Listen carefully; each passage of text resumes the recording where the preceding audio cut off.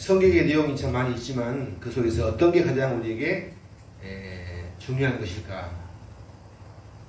많습니다만 그 중에서 구약 성경의 가장 중요한 핵심은 율법이고 그 속에 가장 중요한 핵심은 바로 계명입니다. 법계죠. 그래서 이제 구약 성경의 모든 것들은 모든 사람들이 법계를 따라서 그 계명을 따라 계명을 지키려고 하는 삶의 숱한 몸부림이었어요. 그래서 이제 그 법계를 따라 살면서 이동하면서 모든 것 갈 때마다 거기다가 해박 짓고 법계 놓고 하면서 그들의 삶의 중심에는 항상 법계가 있어서 법계 안에 있는 십계명이 중요했어요.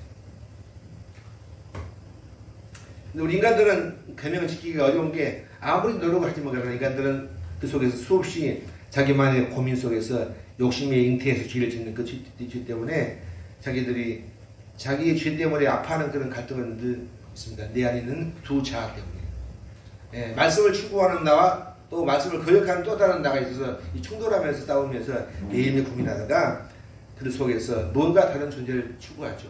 자기가 해결이 안 되니까. 그게 오신 분이 메시아. 그 메시아가 오셔서 우리의 모든 인간의 죄에 대한 것을 다 용서하시고 그를 믿음으로 고백하는 그들에게 죄를 다 덮겠다는 거예요. 법정 심판으로. 그래서 하나님께서 법의 잣대를 가지고서 내 아들이 죽은 그 피값으로 우리가 지은 죄를 다 용서한다라고 하는 그 선언이 바로 십자가 사건이에요.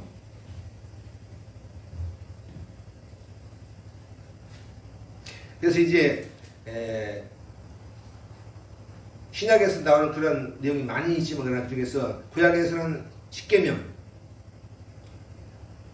율법, 그리고 신약에서는 예수님께 하신 말씀이 있어요. 어록이 있어요. 바로 이것이 사도공서예요. 마태, 마가, 누가, 요한. 마태가 본 예수, 마가가 본 예수, 누가가 본 예수, 요한이 본 예수. 그들이 본 시야로 기록한 것이 바로 복음서인데 그 중에 가장 중요한 건 우리가 많이 있죠. 산상수, 팔복 그러죠. 자, 처음 나온 본문이 이렇게 나옵니다. 본문을 보면 오늘 봉독한 말씀 앞에 보시면 예수께서 물려 보시고 산에 올라가 앉으시니 제 아들을 나와 먼지라 입을 열어 가르쳐 이르시되 심령이 가난한 자는 복이 있나니 천국이 그들의 것이라 라고 하면서 시작합니다. 어려운 얘기죠. 마음이 가난하다고 하는 것이 왜 이게 중요하고 그게 무슨 말일까? 왜 그들은 마음이 가난한데 하나님은 그들에게 천국을 말하는 것인가? 우리 가난하게 슬픈 건데 왜 하나님께서는 우리에게 심령이 마음이 가난한 자에게 천국을 엽게 주었는가? 천국을 그들의 것이라고 소유를 주었겠습니까? 그 마음이 가난한 사람이 어떤 상태이길래 하나님은 그들에게 그 가난한 마음이 있는 그들에게 왜 하나님은 그들에게 부유한 자 가지고 그들에게 천국을 주시는가? 여러분 가난한 사람들은 어떻습니까? 아주 없었기 때문에 항상 어떤 강한 사람의 의지에 삽니다. 그렇죠? 그래서 그 사람들 항상 자기 힘으로 모아서 살기 때문에 다른 존재가 필요해서 은행에서 대출 받고 또 큰 형님한테 도움 받고 나오는 못 사니까. 그래서 이들은 철저하게 누구한테인가 도움을 구하는 그런 사람이 바로 가난한 사람들이에요.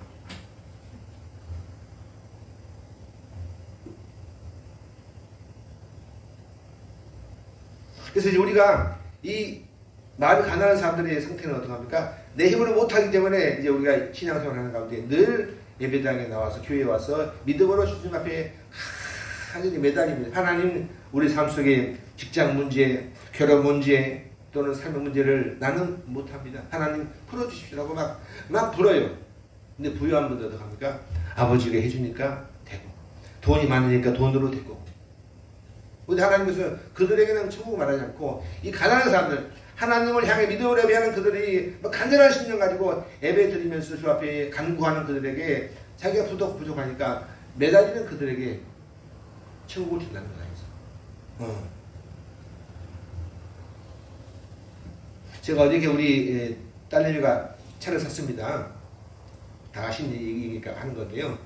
차를 샀는데 처음에부터 차를 살 때부터 알아보는 것, 고르는 것, 차종, 연비 쭉 해가지고 이제 나중에는 가서 사올 때까지 아빠 알아봐 주세요. 어디 얼마가 알아봐 주세요. 그랬다가 왜 이게 나한테 뭐 부탁을 하지? 근데 느끼는 내 마음속에서 아직은 얘가 아빠가 필요하고 내가 도와줘야지. 그래서 먼 데 가서 내가 끌고 왔어요. 힘든데도 불구하고 사람을 초빙해가지고. 자,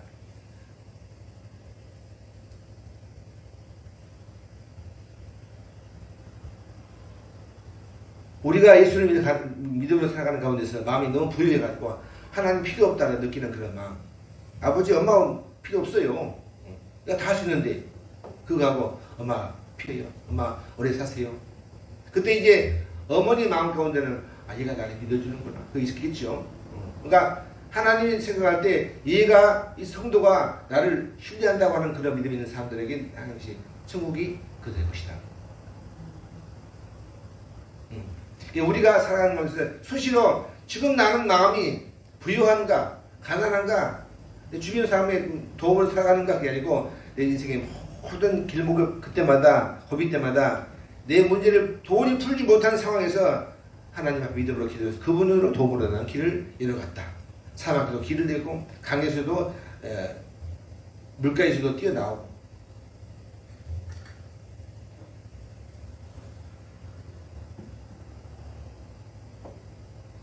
요즘 이제 코로나 때문에 많은 분들이 말합니다. 우리 교회가 우리 믿는 사람들이 핍박이 많다. 전체 번역에서 본문에 보니까 처음에 보니까 마음이 가난한 사람에게 천국이 저희 것이다. 마지막에서 이제 팔복의 마지막에서 의를 위한 핍박 방송에 그들에게도 하나님께서 너희 것이다. 앞뒤가 1과 8이 대구절입니다. 대구절. 문제는 오늘 많은 그런 보수나 또는 특별한 그런 단체에 많은 교회에 대해서 우리 교회가 핍박이 많습니다. 종교를 핍박하는 것이 너무 심합니다. 이 음식점은 나도 우리 교회만 핍박합니까? 라고 하면서 그들이 바닥에 앉아서 막 울고 기도하고 막 때렸습니다. 그것도 나쁜 것은 아니죠. 그런데 과연 그러면 핍박의 의미가 뭘까? 성경에 말하는 이 예수님께서 말씀하신 팔복에서 의를 위한 핍박이 말할 때 의라는 게 과연 뭘까? 하나님 의라는 게 뭘까? 그거는 뭡니까? 하나님과의 나와의 관계를 유지하겠다는 우리의 마음의 결단입니다. 그렇죠? 우리가 늘 항상 내가 아니고 주님을 향한 마음 때문에 주님을 위해서 그 관계를 유지하려고 하는 것 때문에 내가 아파하는 수많은 그런 고통들을 말하는 거예요. 그렇죠? 영혼 구원을 위해서 한 사람을 내가 구하려고 생명을 내가 구하려고 내 목숨 포기할 만한 그런 결단이 필요한 그런 자세. 이런 시대 속에서 비디맨 언택트 뭐 이런 얘기죠. 만나지 않고 예배드리는 한 달에 어간에 있는 그 때문에 핍박이 심하다. 과연 그들의 존재, 우리는 왜 살아가는가? 우리는 예배를 왜 드리는가? 그렇죠? 과연 그게 핍박인가? 우리가 살아서 나라를 살리고 국가를 세워나가고 유지하고 끝내는 마지막에 들어가서는 나중에 한 달 뒤에 두 달 뒤에 예배가 회복되기 위해서는 우리가 좀 참자. 이건데 그들도 울면서 우리가 핍박받습니다.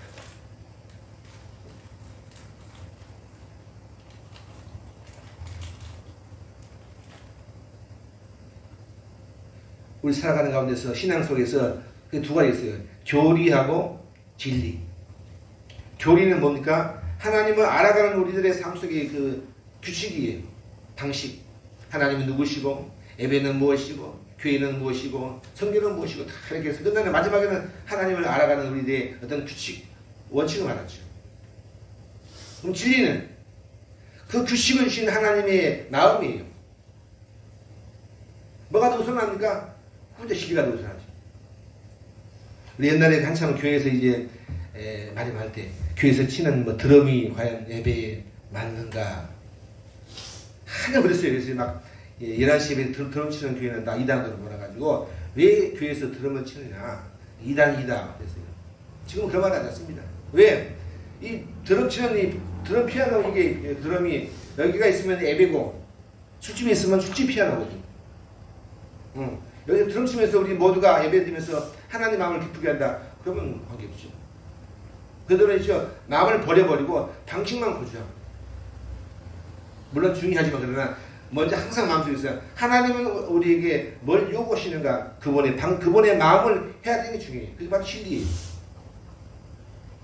그럼 이 시대에 한국교회 코로나 시대에 하나님 우리에게 뭘 요구하는가? 우리만 뭉쳐가지고 우리만 예배 드리고 다른 사람 다 배제하자. 그게 아니고 우리가 지금 이 시대 속에서 교회 역할을 감당해서 우리가 이 사회 동네 교회를 살리면서 그들에게 본을 보여주는 향기로운 그런 삶의 공동체 중요하겠죠. 옛날에 학생들이 박수치는 예배 2단 했어요. 그러니까 지금은 누구도 예배 시간에 박수 친다고 뭐 2단 말하지 않습니다. 예, 너무 기뻐서 치는 거기 때문에.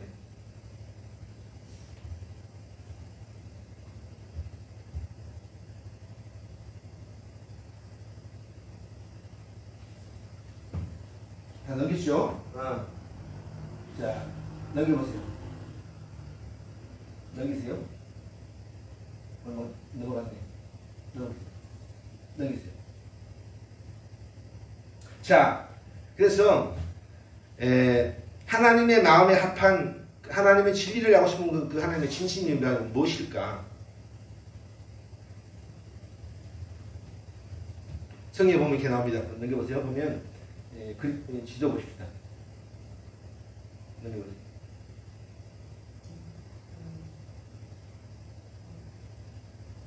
자, 법궤를 빼앗겨가지고 수많은 세월 동안 돌면서 오랫동안 이렇게 헤매다가 나중에 늦음하게 법궤가 돌아왔어요.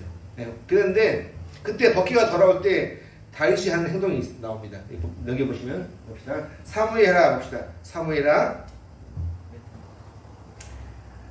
6장 14절부터 16절까지 다같이 시작. 다윗이 그에게 이르되 내가 어찌하여 손을 들어 여호와의 기름 부음 받은 자 중기를 데려가지 아니하였느냐 하고 다윗이 찾는 한 사람을 불러 이르되 가까이 가서 그를 죽이라 하며 그가 침에 곧 죽으니라. 다윗이 그에게 이르기를 내가 내 머리로 돌아갈지어다 내 입이 내게 대하여 증언하기를 내가 여호와의 기름 부음 받은 자를 죽여도다 함이라 하였다. 자, 잘못 나왔는데 어디가 여기 잘못 나왔는데 제가 읽어드릴게요. 다윗이 여호와 앞에서 힘을 다하여 춤을 추는데 그때에 다윗이 베옷을 입었더라. 다윗과 온 이스라엘 족속이 즐거워 환호하면서 나팔을 불고 여호와의 괴를 메어오니라. 여호와의 괴가 다윗 성에 들어올 때 사울의 딸 미갈이 창으로 내어보다가 다윗 왕이 여호와 앞에서 뛰놀며 춤추는 것을 보고 심히 그를 업신여겼다. 그랬죠. 예. 다른 곳에는 있죠. 다윗이 춤을 추다가 바지가 벗겨져 버렸어요. 자, 하나님의 법궤가 구약성경의 핵심 코드였고 핵심 요체였는데 그 법궤를 빼앗기려고 블레셋, 가드, 에글론 쭉 돌아가지고 세월 돌다가 이제 늦음하게 기랏 여아름에 있다가 나중에 돌아왔어요. 어디로? 예루살렘으로 돌아오는데 그때 이제 다윗이 너무 신나가지고 법궤가 들어온 순간 막 자꾸 뛰면서 막 춤을 추다 보니까 바지가 벗겨져 버렸어요. 문제에서 이제 자기 아내가 남편을 보고 여보, 왕이 그 뭐 하는 것입니까? 뭐 하는 것입니까? 그를 무시했어요. 자, 지금 다윗의 마음은 법궤에 대한 그 강한 열정과 그 진심된 환영의 마음인데 뭡니까? 이 여자는 그의 아내는 다윗의 옷 매무새, 자기가 느끼는 창피한 것, 왕의 처신 그것 가지고 하나님의 마음을 모르는 겁니다. 하나님이 얼마나 기뻐하실 것을 모르고 지금 당신이 왕인데 옷을 막 벗고 뛰면서 이렇게 춤추면 됩니까? 라고 하면서 주변 사람들이 눈을 의식하는 겁니다. 애비가 아니고 하나님이 아닌 주변 사람들의 시선을 보는 거죠.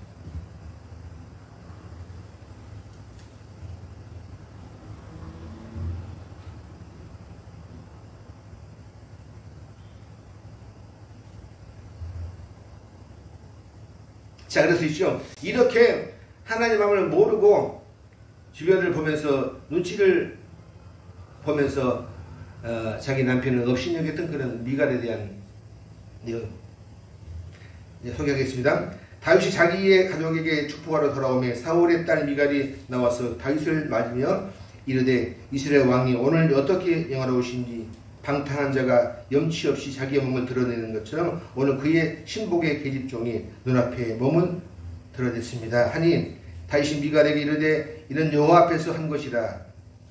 내가 지금 춤추는 것은 내가 너 보고 한 게 아니다. 사람 보고 한 게 아니고 내가 여호와 앞에서 했다. 하나님 때문에 하나님이 너무너무 좋아서 예배 회복을 너무 기뻐하는 것 때문에 복귀가 돌아오니까 너무 신나가지고 그 마음을 내가 읽어보니까 기뻐서 여호와 때문에 그가 내 마지막 여호와 그가 내 아버지와 그의 온 집을 버리시고 나를 택하사 나를 여호와의 백성 이스라엘 주권자로 삼았으니 내가 여호와 앞에 뛰겠다. 내가 이보다 더 낮아져서 스스로 천하게 보일지라도 내가 말한 계집종에게 내가 높임을 받으리라 하니라. 그러므로 사울의 딸 미갈이 죽는 날까지 그에게 자식이 없었죠. 자, 하나님을 향한 그런 다윗의 마음을 헤아리지 못하고 주변 의식과 형식과 폼과 눈치를 보는 그 순간 이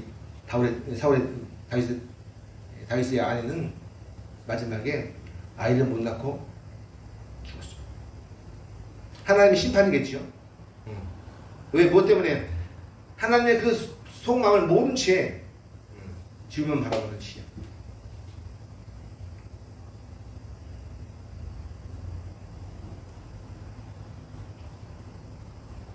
우리 주변에서 기독교 회사가 있습니다. 우리 잘 아시는 뭐 회사가 있는데 그 회사는 되게 주일날 예배를 안 드리고 예배를 드리기 때문에 회사를 문 닫고 이렇게 붙였어요. 주일은 쉽니다 라고 영업을 하지 않아요. 그리고 거기에 들어가는 사원들은 모두가 아침마다 가서 경고대를 합니다. 큐티를 해요. 그리고 열심히 일하는데 봉급에서 떼가지고 또 성격을 드립니다. 근데 거기 나오신 분은 되게 그래요. 아, 목사님 너무 힘들어요. 이건 아닌 것 같아요. 그리고 다시는 그 회사를 안 가려고 그럽니다. 그들은 이죠. 우리 회사는 기독교 회사이기 때문에 주일날 쉽니다라고 하는 그런 겉에 표시죠. 그리고 우리는 아침마다 예배 드립니다라고 하는 그런 형식들. 대개다 보면 그래요. 신기하게도 교회에서 어떤 분이 가서 예배를 드리는 그런 회사에서 참 어려운 게 잘못하면 있죠. 요거 많이 먹어요. 우리 교회는 우리 회사에서는 아침마다 매일 주일마다 첫 주에마다 경거리를 갔는데 그 회사에서 운영되는 모든 방식이 다 그렇게 좋지 못할 때가 있으니까. 자, 보세요. 그래서 이제 우리가 살아가는 것에 우리가 교회를 나오면서 예배 드리고, 심주 드리고, 찬양하고, 기도하고. 이것이 전부다 그러면 너무너무 신앙생활이 쉬워요. 주일에 가서 옷 잡고 나서서 예배 한번 드리고, 신나게, 뜨겁게 막 간절하게 기도만 하고, 그리고 찬양하고, 그리고 집에 들어가서 헌금도 드리고, 나머지부터는 하나님 몰라요. 그게 아니고, 오늘 본문처럼 의를 위하여 핍박을 받는 자는 복이 있나니 천국이. 우리가 하나님을 위해서 믿음을 살아가면서 우리 신앙생활에 월, 화, 수, 목, 금, 토, 나무 주일이 끝나고 나는 그 다음에 6일 동안 살아가는 것이 더 중요하다는 거예요. 그래서 간혹 살면서 내가 믿음을 지키는 사람이니까 관계를 맺고 서로 대화하고 일하다가 내가 하나님 때문에 내가 간혹 손해도 보고 피해도 보고 좀 억울하기도 하고 그렇게 살아가는 거죠.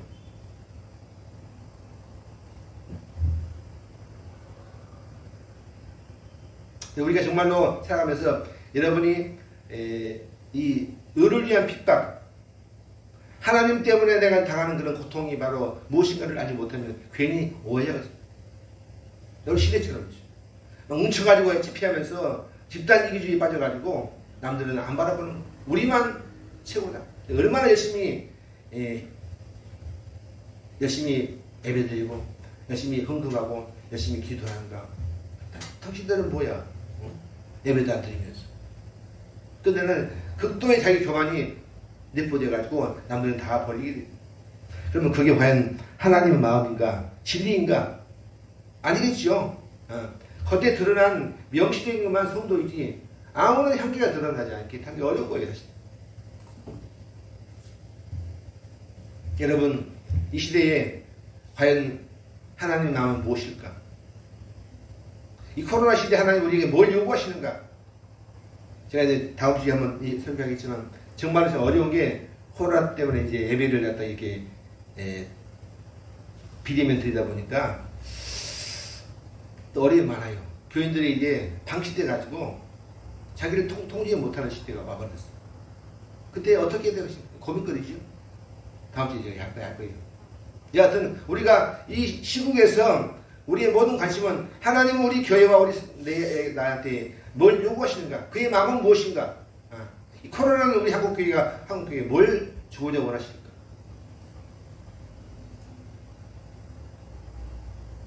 모든 피해를 받을 때마다 하나님께서 그에게 항상 그에게 교훈과 은혜가 있기 마련이에요.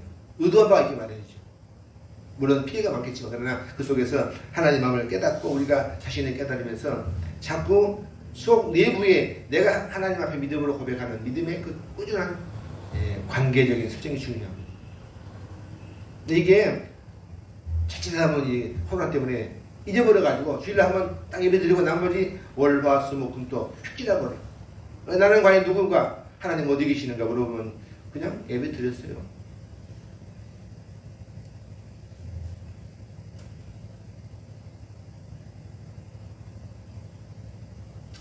자, 오늘 이 시대 가운데서 오늘 사상수련의 마지막 부분인데 의를 위하여 핍박받는 사람 바로 하나님의 마음을 헤아리려고 애를 쓰면서 고민하면서 그것 때문에 아파하고 그리고 그것을 위해서 소리를 감수하는 사람에게 말합니다. 너희가 천국을 얻을 것이다. 여러분 물론 살아가면서 형식과 형식이 중요하겠지만 그 속에 형식을 담으신 하나님의 마음을 읽으시고 그분이 내게 요구하는 바의 마음을 항상 고민해 봐야 돼요. 하나님께서 이 호라 이 시대에 그가 우리에게 요구하는 것은 무엇이고 여기 예배 나온 우리들의 마음은 무엇이고 그의 진리는 무엇인가. 그걸 모르면 우리는 수시로 형식에 매몰돼 가지고 속에는 다 빈 껍데기가 되기 쉬워요. 아무런 게 향기도 나지 않고 아무리 우리가 보면 이제 커피를 사가지고